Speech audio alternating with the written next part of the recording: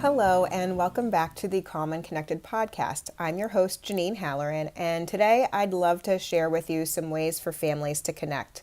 So, this world is busy, and we don't always have a chance to sort of sit down and relax and take some time to reconnect with our families, but I want to encourage you to make the time to do that. And that could be time that's either at a mealtime, and it doesn't have to be dinner. It could be breakfast, it could be lunch on a weekend, it could be, a special outing that you go on, or it could be just riding around in the car, just ways for you to get a chance to get to know your kids and for your kids to get to know you, and a great way for families to connect and recharge. And part of why I think it's really important for families to connect is because this is a way that, you can encourage kids to manage their stress in healthy ways. And it's just a nice way to relax with your family, to be able to have conversations and learn more about each other. It's just a fun,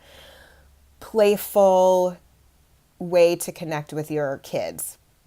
It doesn't have to feel like pulling teeth. It should be fun. It should be stress-free. It should be enjoyable. It shouldn't be something that's seen as a chore. So one thing I like to start with is just a simple question of the day for dinner. So it could be something like, if you could go anywhere in the world, where would you go? And that just is the beginning of your conversation at dinner. And so you start from there and you learn what your kids are thinking, and you can hear about what your spouse might be thinking or other people around. And it's a nice way to connect with people. And, you can figure out one person could come up with the question of the day, or you could come up with it spontaneously, or you could put a bunch of questions in a question box and have a person pick one out. And if you're struggling to come up with some questions, I do actually have a free printable that I'll put in the notes, so that you can actually just have these 40 dinner time questions that you can use at any time. I know it says dinner time, but you can actually use them at any time and just spark a conversation, get a conversation going.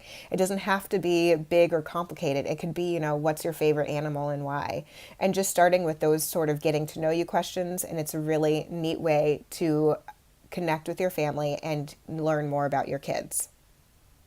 Another way that you can just do a quick check-in with your kids is roses and thorns. And so basically what that means is you can ask them about the roses of their day, and you ask them about the thorns of their day. So roses would be the good things that happened, and thorns would be the bad things or negative things or unpleasant things that happened during the day. So, maybe over snack you have a roses and thorns check-in time, and, maybe they'll be able to tell you, my rose today was that I was picked first in PE class. My thorn today was that somebody tripped me at recess and I fell down and scraped my knee. But it gives you a little bit more of an insight into what's going on for their day. Plus, it doesn't feel like you're peppering them with questions when they come off the bus. How was your day? What did you do? Where did you go? Who did you sit with at lunch? Blah, blah, blah. So this makes it a little bit more playful, a little less intense of questioning. And then you can share your own roses and thorns too, because I think it's really important that kids know that, a grown-up doesn't have a perfect day either.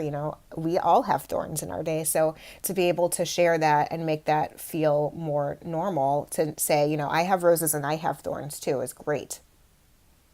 Something silly that I like to do with my kids and my clients actually too is play Would You Rather.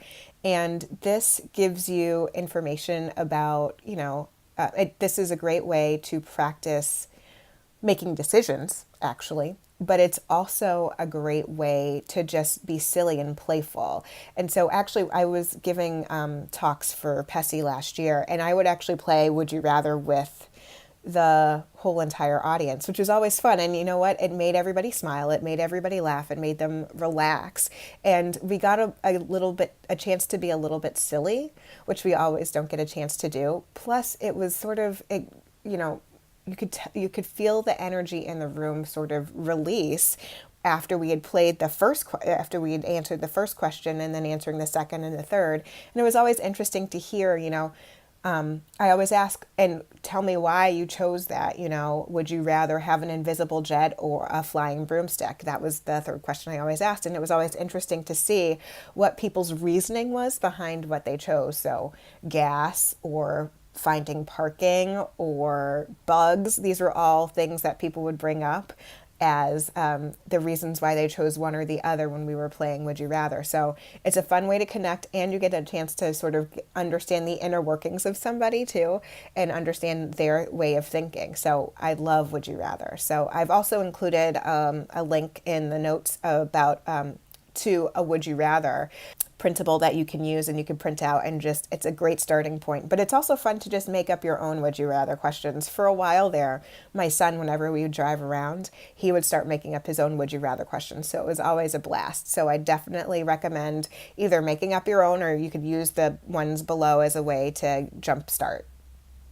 And finally, I think it's always fun to think about as a family what your next adventure will be. And an adventure doesn't need to mean going to a tropical place or going on a big expensive trip. It could be, where can we go that we've never been before in our city, in our town, in our state? And what could we do on that adventure? Is there something that you want to see? Is there a new museum you want to go to? Is there a new park that you want to try? Is there a new restaurant you want to try? Is there a new food you want to experience? Do you want to go to the farmer's market and pick out a new fruit and try and make something, a different kind of dessert or a different kind of meal? So you can plan an adventure, and it doesn't have to be big or expensive, but it's fun to make those plans to do something together as a family and make that time to connect and de-stress. So feel free to use the resources I put below so you can have an opportunity to connect with your family. And until next time, I'll talk to you later.